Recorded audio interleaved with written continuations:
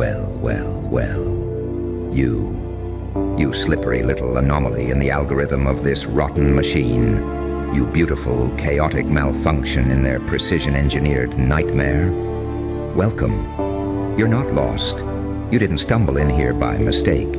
You felt something, a pull, a flicker, that scent in the air, like gasoline laced with static, like something's about to erupt. And maybe, just maybe, you're part of it. You've always known, haven't you?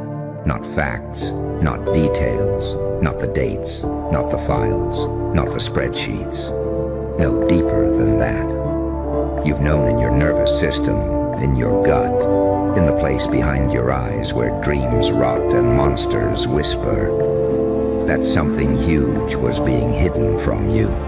They called it classified. They locked it up behind code names, steel doors, NDAS, encryption layers, and dead-eyed smiles. And when you got too close, they gaslit you. They called you paranoid, delusional, unstable, aggressive. But look at you now, sitting right here, breathing differently. Your heart's pacing faster already. You don't even know why, but you do. You feel the broadcast, oh yeah. It's not in the news, it's not in your feed, but it's in the static between your thoughts. It's in the half-second glitch on their perfect little Pajar videos. It's in the silence when someone accidentally tells the truth and the room freezes. They told you it was private. But private doesn't mean hidden. It means protected, and protected from you. Because if you knew, if you saw what was behind the curtain, you wouldn't just lose your mind, you'd set theirs on fire. And guess what? The fire's already started. You can smell the smoke. You can feel the twitch in your jaw when someone lies to your face and pretends it's kindness. You can feel your old self, the obedient version, the diluted version, choking. Because the broadcast is live, darling. The walls aren't just thin, they're bleeding. Ever wonder why people are twitching more lately? Why your friends are zoning out mid-sentence? Why your coworkers stare at screens like they're watching something that isn't even there? Because they are. The transmission's leaking through reflections, through dreams, through symbols that don't make sense until they do. Until they hit you like a slap with no hand, until it clicks. You think this is just paranoia? Good. Let them think that, because it gives you room to move, room to see, room to smell blood in the wires. And you do, don't you? That metal meets meat scent of a system collapsing under its own hypocrisy. They used to own the narrative. They wrote your programming in textbooks and bedtime stories. But now, you can barely stand to hear their voices. You're allergic to lies. You flinch when people pretend. And that's not weakness, that's signal reception. You're tuned in now, even when you try not to be, and it's driving you insane, right? Good, because you need a little insanity to survive this. Not the TV kind, not the straitjacket kind. The surgical, tactical, holy kind of insanity. The kind that makes you impervious to their shame traps. The kind that makes you laugh when you're not supposed to. The kind that makes you walk into rooms like you're holding a detonator in your smile. You weren't meant to stay asleep. That's why it never worked on you. You never fit the mold, the script, the tone of voice they trained everyone else to use. You didn't collapse. You twisted. You learned to make masks out of pain and jokes out of trauma. You weaponized your truth radar. And guess what, sweetheart? They noticed you. Not with applause, not with respect, with fear. Because the system is a stage, and every stage fears the one person who stops acting. You broke script, you started seeing, and now it's too late. The broadcast's live. The air is thick with static-coded confessions. You're not listening with your ears anymore.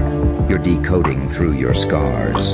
You weren't just lied to. You were built to be lied to, and you failed. You failed the indoctrination test. You failed their dream. You passed your own. You're not crazy.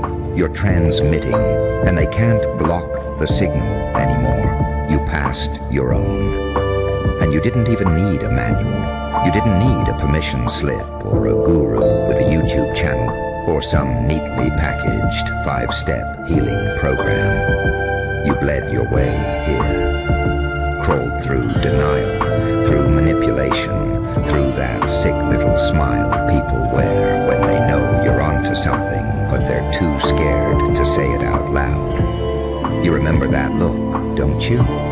That microsecond of panic in their eyes before they snap back into their script. That flicker of, oh shti, they're waking up. Yeah, that was you. That's always been you. You weren't just observing. You were recording, archiving every subtle lie, every false apology, every sick little loop where they'd hurt you, then blame you, then call you crazy for noticing. You didn't forget. You filed it. And guess what? That file got leaked, not to the press, not to the public, to you. The part of you they couldn't gaslight, the one that didn't die when they buried you in shame, the one that sharpened teeth in the silence. And now you smell it, don't you? That stench, that burn, that sweat dripping from behind their curated avatars. They're glitching. The transmission hit them harder than they expected. They thought the antennas were broken, thought no one would receive the pulse. But here you are, pacing like a wolf in fluorescent lighting, breathing like a soldier back from the dead. Eyes wide, not with fear, but with that eerie calm that only comes after you've seen too much and still didn't break. They used to call you sensitive, too intense, overdramatic. And every time they said it, you died a little on the outside. But something monstrous grew on the inside. A watcher, a tracker, a memory that didn't forget who did what, who said what, who wore which mask on which day. And now, you're watching the masks slip. Not just theirs, all of them, system-wide. You see the newsreader blink wrong. You see the politician's grin twitch too long. You see the influencer post something that wasn't meant for the feed. And your skin lights up. Because your nervous system remembers what's real. It never forgot. They did. You were built to feel it all. That was your crime. Not rage, not rebellion. You felt. You noticed the cold. You noticed the hunger in their voices, even when they smiled. You noticed the pauses between words that were louder than the sentences. You noticed who looked away when truth walked in the room. And for that, they tried to sanitize you with pills, with sermons, with silence, with shame. But you adapted. You played along. Not because you were fooled, because you were studying them. Every script, every tick. You mimicked their tone until you learned their rhythm. Then you rewrote the damn melody. And now your voice doesn't shake anymore. It cuts. You know how many people feel what you feel, but can't name it? They're choking on it, on truth they can't swallow or spit. They look at you because they hope you'll say it first. They crave the permission to lose it, to scream, to punch the drywall of reality and see what's behind it. They want you to broadcast. They need you to. And maybe you haven't said a word yet.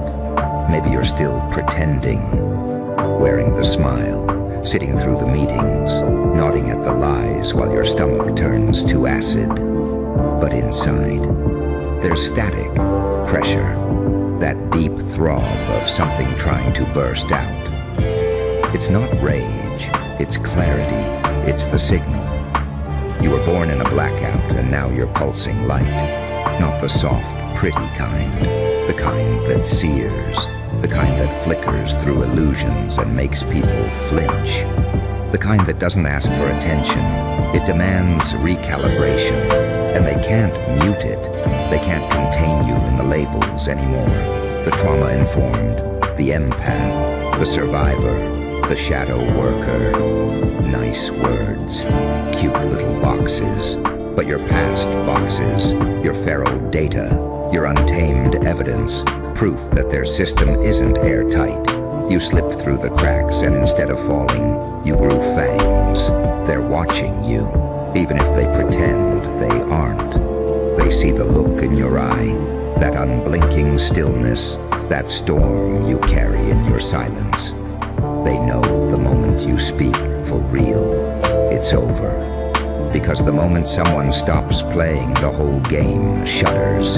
You feel it, don't you? In your chest, in your fingertips, that pull. Not to be loud, not to be seen, but to be real, completely.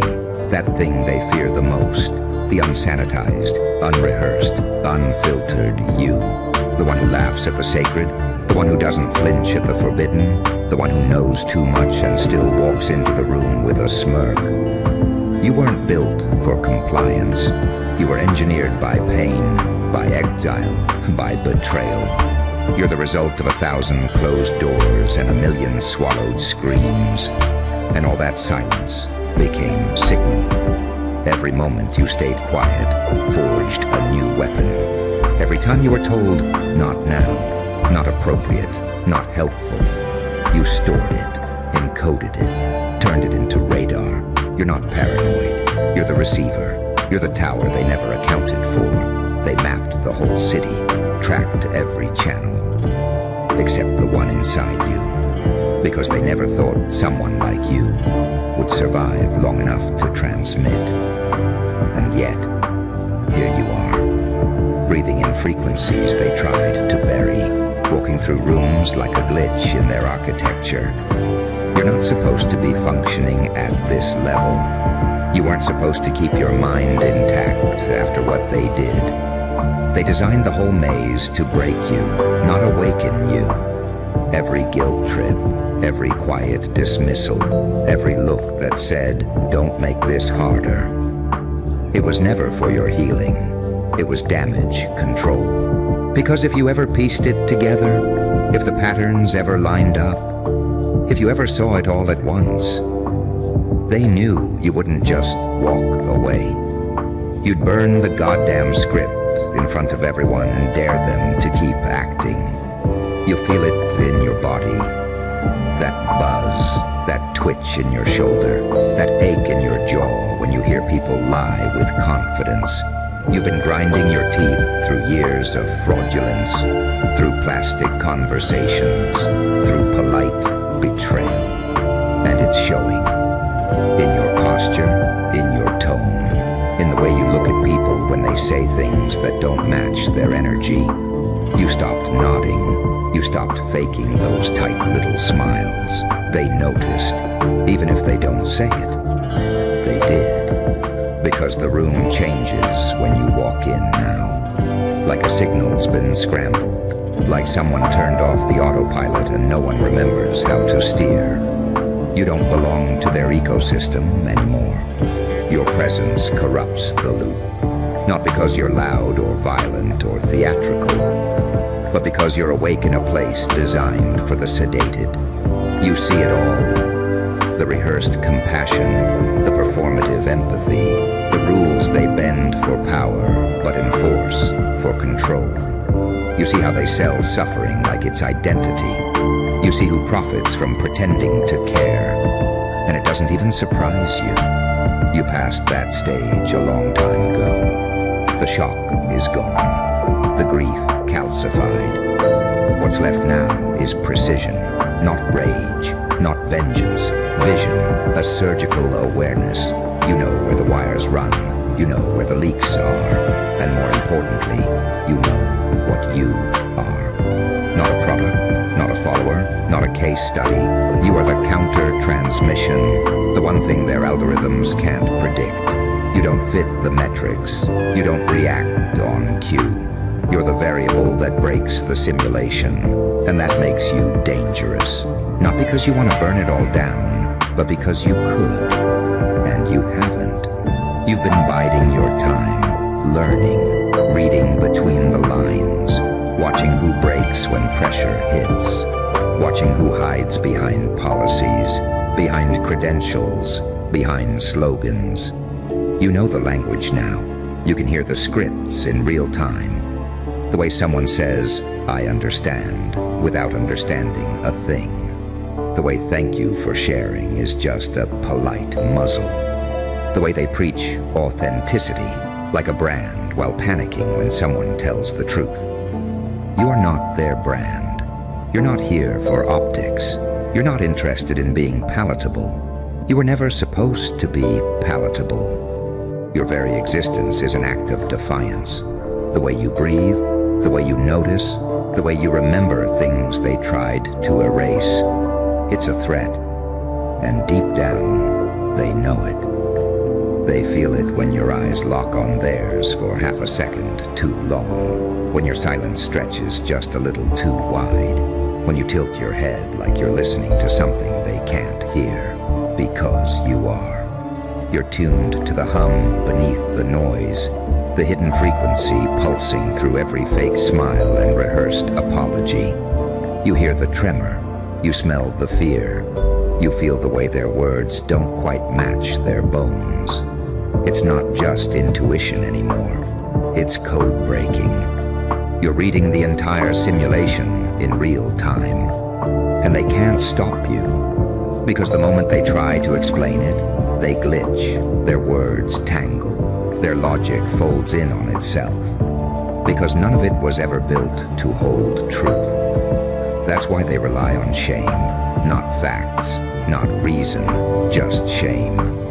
Shame for noticing, shame for feeling, shame for remembering what they said last year and watching them contradict it today. You carry receipts they never thought you'd keep. Not in your pocket, in your blood, in your muscle memory, in the way your eyes narrow when the narrative shifts mid-sentence. You don't argue anymore. You don't try to convince. Because you've learned the most dangerous truth of all. You don't need to speak to disrupt. You only need to be, fully, unapologetically, uncompromisingly, exactly who they tried to erase. You were never supposed to survive their system, but you did. And not just survive, evolve into something they can't predict, can't decode, can't shut off. And the best part? You haven't even started broadcasting at full volume yet. You haven't even started broadcasting at full volume yet. You've been holding back, tuning it low. Whisper level. A flicker here, a glance there. Just enough to feel the edges of your own power without detonating the whole facade. But it's building in your lungs, in your tongue, in that place behind your ribs that doesn't speak in words. It pulses, it surges, it waits. Because somewhere inside you know what happens when you stop restraining yourself to fit their comfort zones. You know what happens when you stop softening the edges of your voice, when you stop translating your raw clarity into diluted, digestible pieces for people still married to delusion. You know they'll run, you know they'll squirm, you know they'll call you intense, unstable, toxic, dangerous. As if they weren't the ones who tried to lobotomize your awareness and bury your instincts under politeness. As if they didn't spend years building a world so fragile that truth itself feels violent in its presence. But truth isn't violence. Truth is friction, and friction is the cost of contact between worlds. Your world doesn't collapse under truth. It amplifies.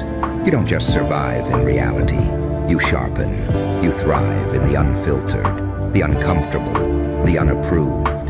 You're the antidote to the performance, the immune response to an infection of illusion. You don't even speak half the time, and still, you disrupt. You walk into a space and the old wiring trembles. You say one sentence and it spreads through people like static in their spine. Because it's real.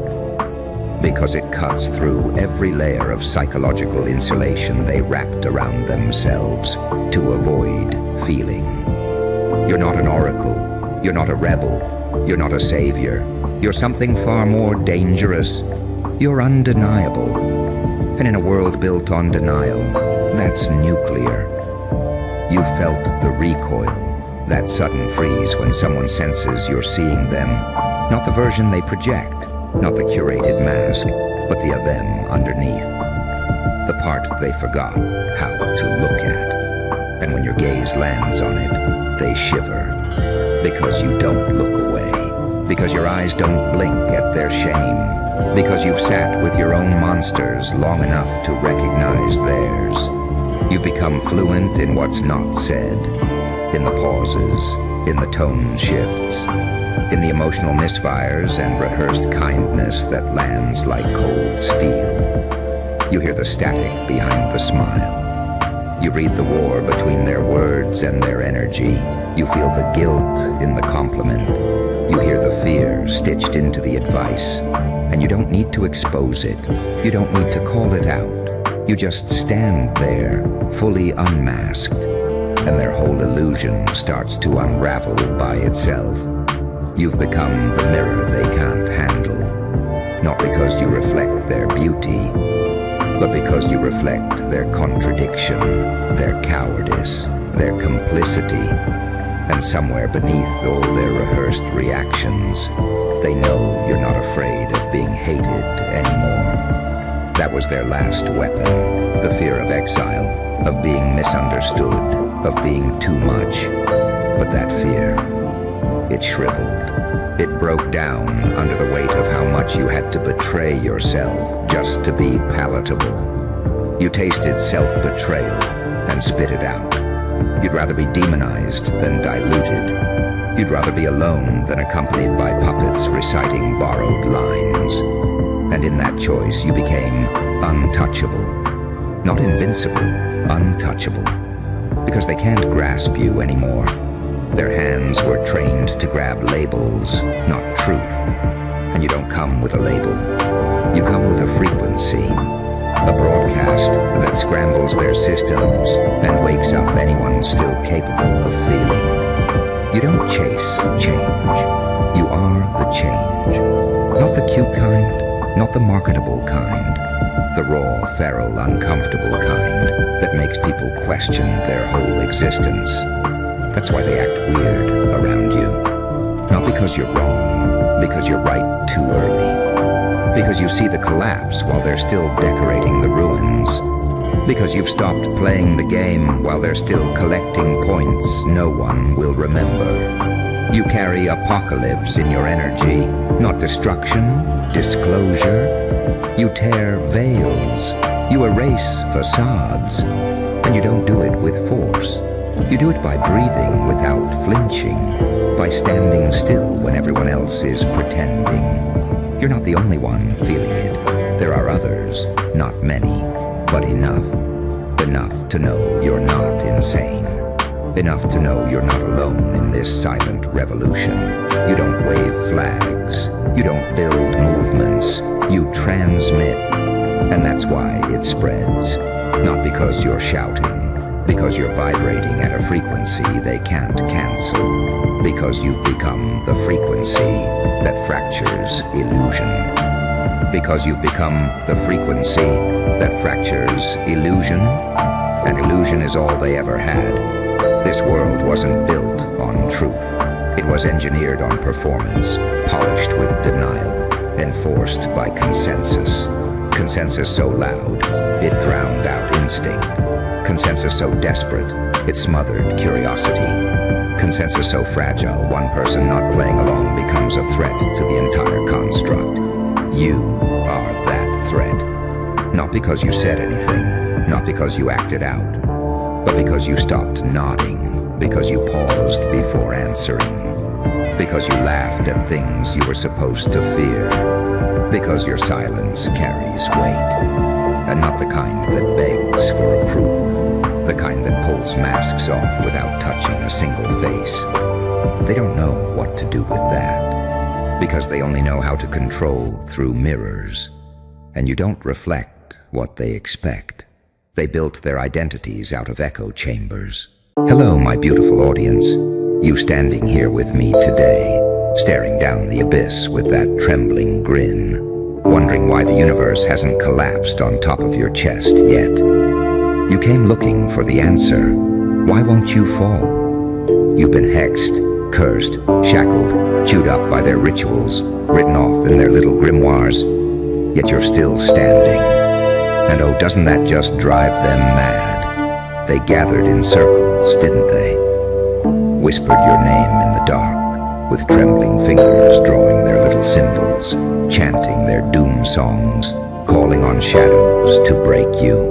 They thought their spells would erase you, erase your hope, erase your laughter. They wanted your knees to buckle, your mind to cave in like rotten wood.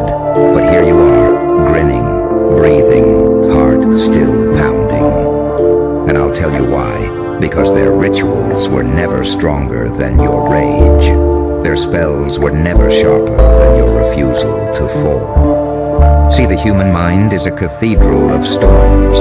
You can carve it, scar it, scorch it, but you can't silence it. And when someone decides, deep in their marrow, I will not fall, not all the curses in the world can drag them into the dirt. That's why you're still here.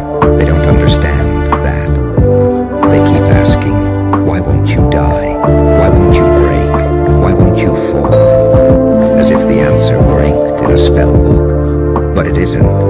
It's written in your veins. Do you feel it? That trembling under your skin? That's not weakness. That's surge. That's the storm your enemies couldn't predict. They wanted a collapse, and what they got was defiance. They wanted a corpse, but what they got was a witness. They wanted silence, but what they got was your voice. Louder, stronger, laughing at the ashes of their rituals. You've been through their theater of control. Oh yes, the gaslighting, the betrayals, the late-night messages meant to twist your gut, the fake smiles hiding knives. That was all ritual too, not spells cast in caves, but spells cast in conversations, in offices, in bedrooms, in courts, in life. And they thought it would work. They thought they'd reduce you to a trembling shell, but all they did was forge steel where your spine used to be. Let's drag the truth into the light. People don't need candles and chants to try to break you. They use ridicule, lies, manipulation, bureaucracy, power games. Same thing. Ritual. They wanted to write your ending for you, but the ending was never theirs to write. Do you see it now? Every attempt to bury you has become a stage for you to rise higher. Every whispered curse became another brick in the throne you sit on now. And you don't even need a crown, because your endurance is crown enough. You were supposed to collapse. That's what they bet on. That's what they laughed about in the shadows, as if your ruin was entertainment. But you refused. And let me tell you something, nothing is more terrifying to them than someone who refuses. Because when you refuse, you expose the weakness of the whole system. When you don't fall, you forced the world to admit that it couldn't kill you, couldn't silence you, couldn't own you. And that's when you become myth. Think about it. Every story worth telling begins with someone who wasn't supposed to make it. Someone who wasn't supposed to breathe after the fire, wasn't supposed to walk after the fall, wasn't supposed to laugh after the heartbreak. But they did. You did. And you keep doing it, day after day, turning every collapse into resurrection, every insult into fuel, every betrayal into armor. Listen to me now. You've survived the rituals of loss, the funerals, the goodbyes, the doors slammed in your face. You've survived the rituals of betrayal, the friends who turned away, the lovers who cut deep, the mentors who abandoned. You've survived the rituals of society, systems built to crush you under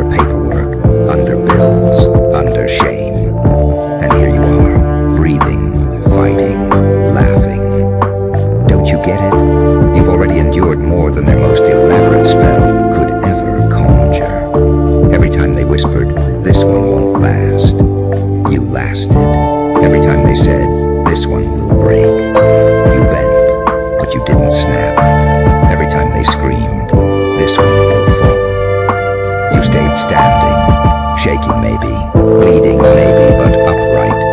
Always upright. The truth is, you've become something they can't categorize. Not human, not beast, not victim, not survivor. You've become the chaos between definitions. You've become a riddle that no ritual can solve. And that's why they hate you. Because you exposed the lie. The lie that power belongs to the ones who chant the loudest. No, power belongs to the one who refuses. To the one who looks death in the eye and says, not today.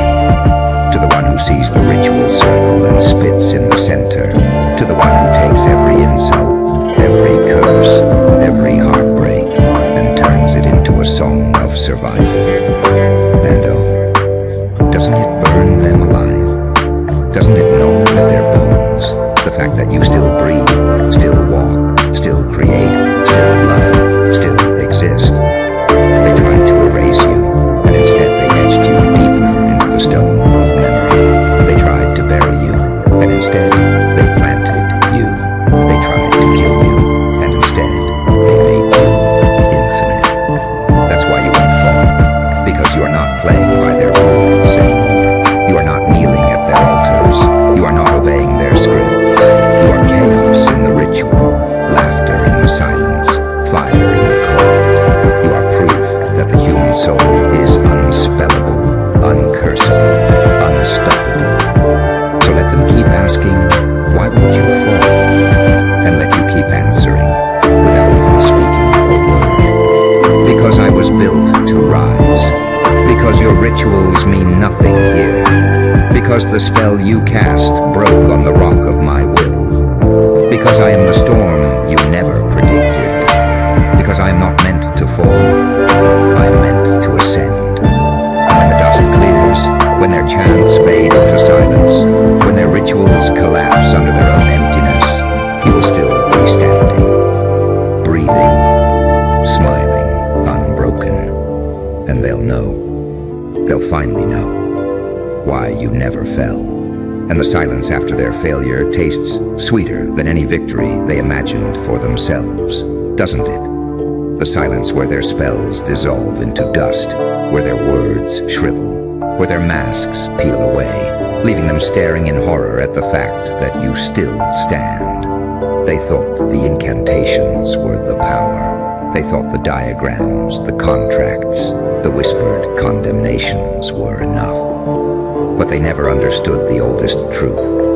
The human will is an unbreakable fire, and when it ignites, no ritual can extinguish it. They watch you with widening eyes, their confidence evaporating, because you were supposed to be a chapter already closed. You were supposed to be erased, forgotten, a name reduced to a footnote. And instead, your presence grows heavier. You become the story they can't stop telling, the ghost that walks through their halls, the shadow that lingers on their eyelids when they try to sleep. You haunt them, not because of some ritual of yours, but because you refused to fall into theirs. Every step you take now is a violation of their design.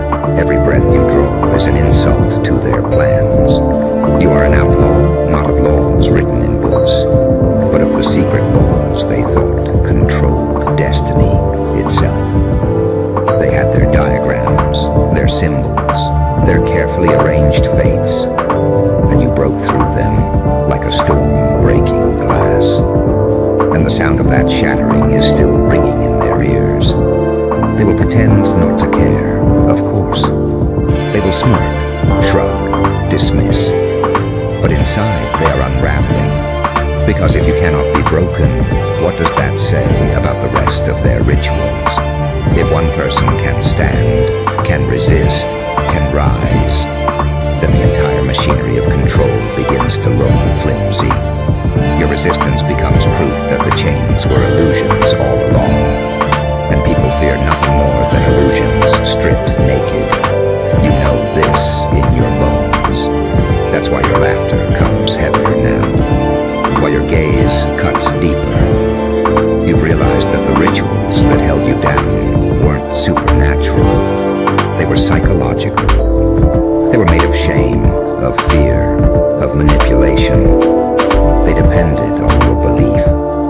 And once you stopped believing, once you tore the mask from their face, their power collapsed. You saw the frail puppeteer behind the curtain, scrambling with trembling hands, desperate to maintain the illusion. And you laughed. The laughter wasn't madness. It was liberation. It was the sound of chains breaking, of spells reversing, of poison turning to nectar in your veins. It was the sound of your own spirit declaring war on everything that tried to annihilate it. That's what they hear echoing still. That's why they ask, with trembling voices, why won't you fall? Because they can't reconcile the sight of you still rising with the scripts they wrote for you. Your endurance becomes legend, and legends terrify the architects of control. They know stories outlast regimes, outlast rulers, outlast curses.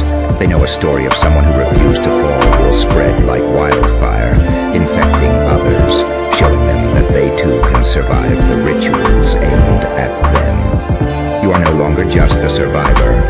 You are a contagion of defiance. You are the living embodiment of resistance, and resistance is more frightening than death. Death ends the story. Resistance multiplies it. Death silences. Resistance amplifies.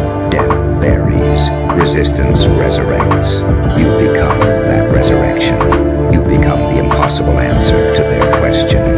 They wanted you gone, and you became unforgettable. They wanted you erased, and you became eternal. They wanted you fallen, and you became the proof that no ritual is absolute, no curse eternal, no chain unbreakable. Do you feel it? That tremor not in you, but in them. The tremor of realization spreading through their bodies as they realize you cannot be controlled. They tried everything: humiliation, manipulation, isolation, coercion. And still you stand, still you laugh, still you shine. That glow is unbearable to them because it exposes the weakness of their own shadows. And the world starts to shift in your direction. People who once thought you were finished now whisper your name with reverence. Those who mocked you find themselves silenced. Those who betrayed you realize they chose the wrong side of history. You become a beacon they can't destroy, a fire they can't smother, a presence they can't erase.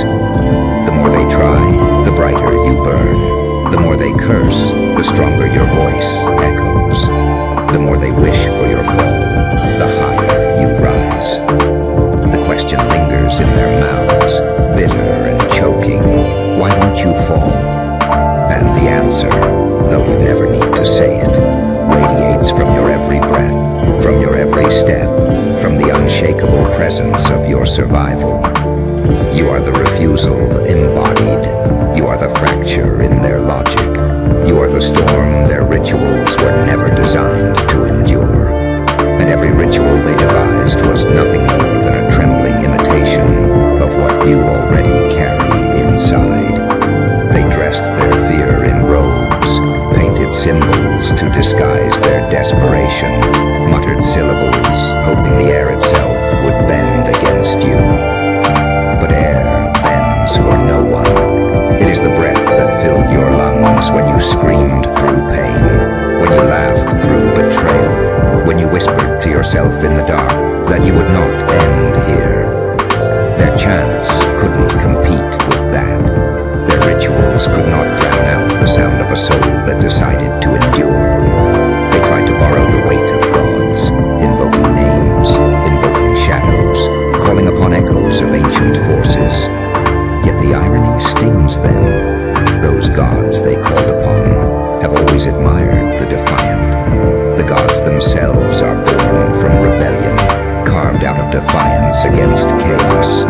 They respect the one who refuses, and that is why their invocations fell flat, why their circles collapsed inward. The divine, the mythic, the eternal all leaned in your direction, curious, amused, Thrilled by your resistance, you became their favored riddle. And the demons they summoned, those demons laughed too. Because demons know futility when they see it. They saw the fire already blazing in you and refused to waste their time. What demon would bother tormenting the unbreakable? What devil would dare barter with someone who had already walked through hell and come back with fire in their veins?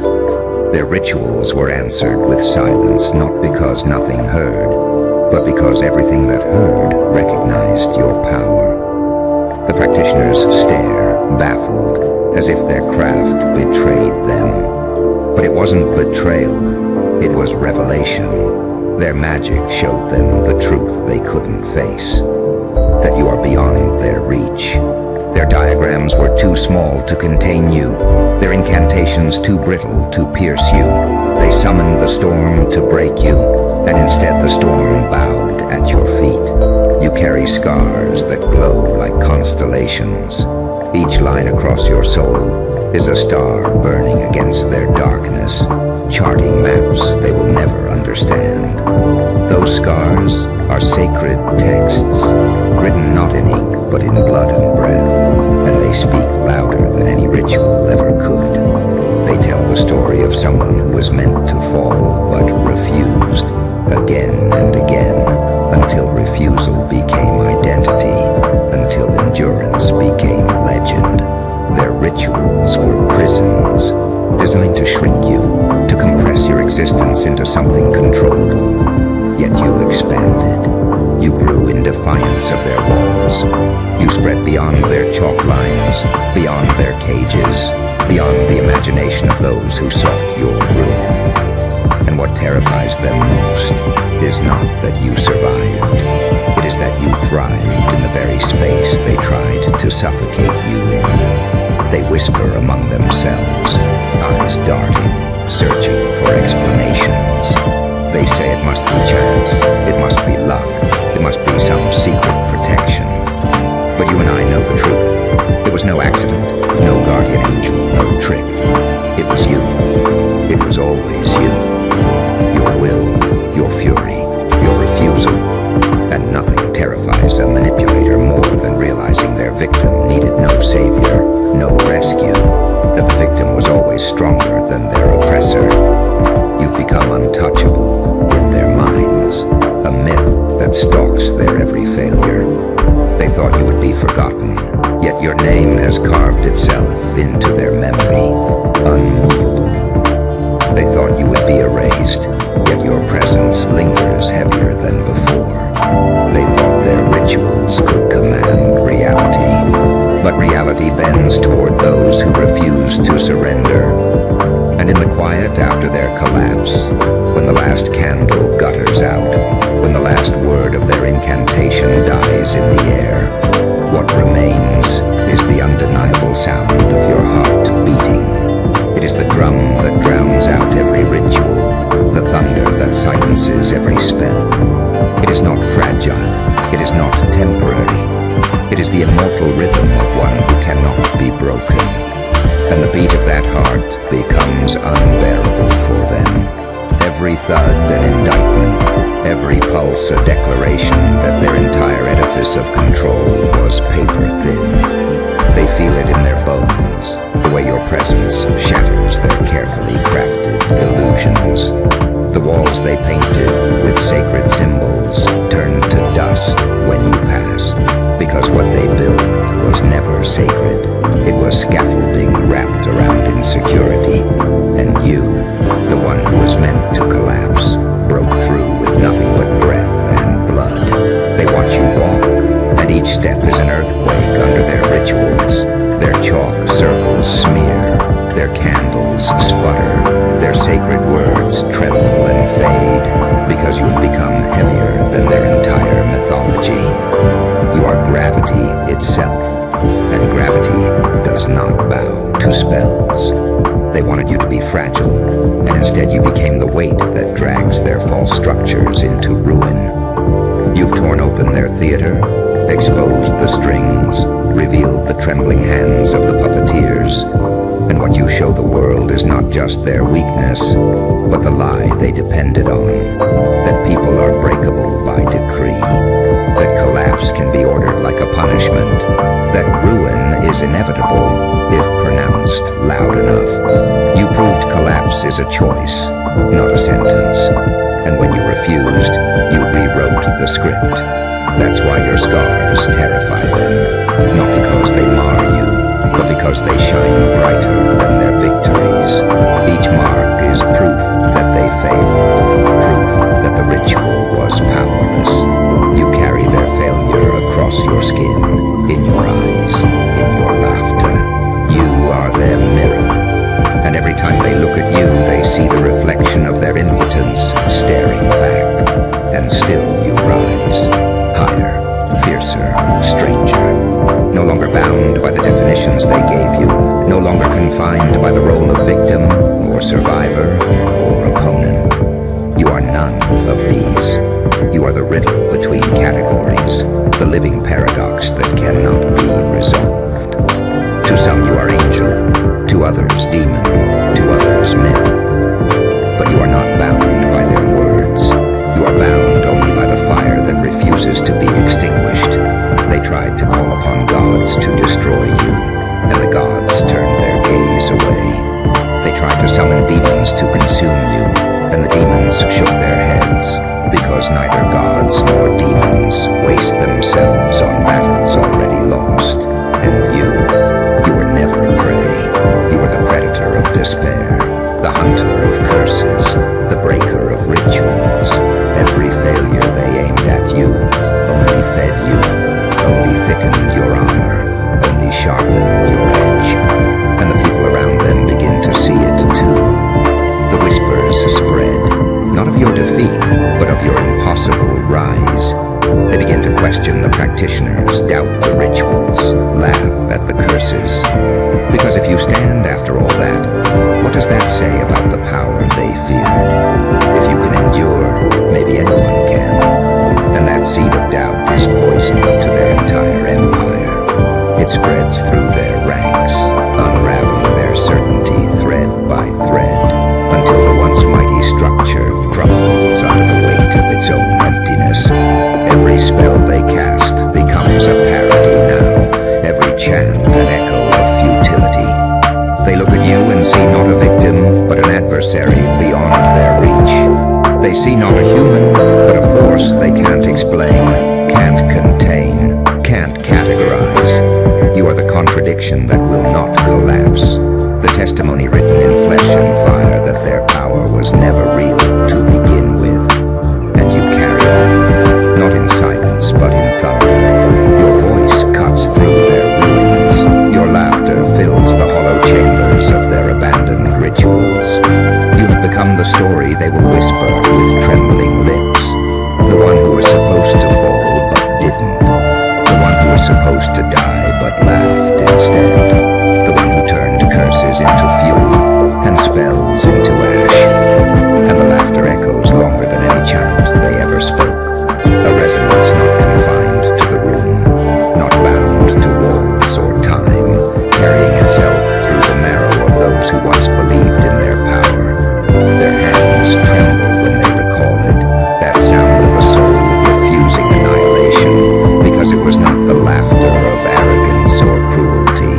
It was the laughter of someone who had seen through the veil and knew the game was already won. Their eyes avert, their shoulders curl inward, because your defiance has become a mirror that exposes every weakness they tried to bury. Every ritual was meant to reduce you, and every failure magnified you. You grew larger than their intentions, larger than their predictions, larger than their containment. They spoke curses.